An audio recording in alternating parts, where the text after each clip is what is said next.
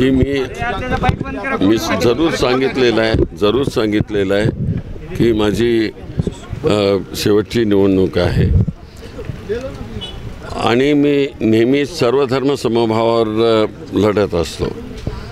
आत्तापर्यंतच्या ज्या सगळ्या निवडणुका झाल्या त्या सगळ्या निवडणुकामध्ये मला सोलापूरकरांनी सर्वधर्म समभावाचा प्रतिनिधी म्हणूनच निवडून दिलेला आहे। मग सर्वसाधारण पार्लमेंटच्या जागा असो किंवा असेंब्लीच्या जागा असो, त्या सगळ्या बाबतीमध्ये सोलापूरकरांनी सर्वधर्म समभावाचाच जय जयकार केलेला सर ही निवडणूक त्यामुळे ह्या त्रिकोणी जातीवादी शक्ती ज्या उभ्या राहिलेल्या आहेत त्याच्यावर सोलापूरकर कधी विश्वास ठेवणार नाही।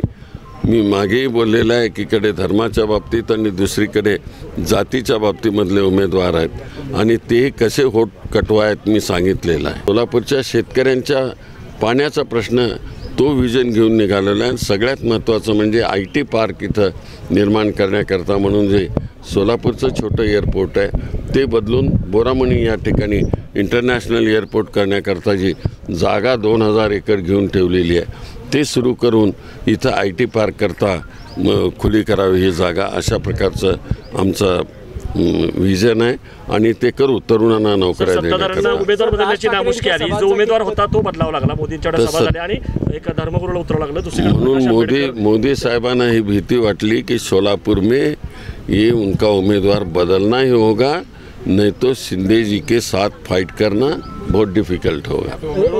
सर सांगाल की राज ठाकरे हे महाराष्ट्रात सभा घेत आहेत, काँग्रेस NCPला कितपत फायदा होईल?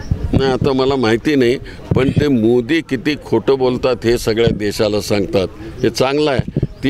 तीच भूमिका आम्ही सांगत असतो।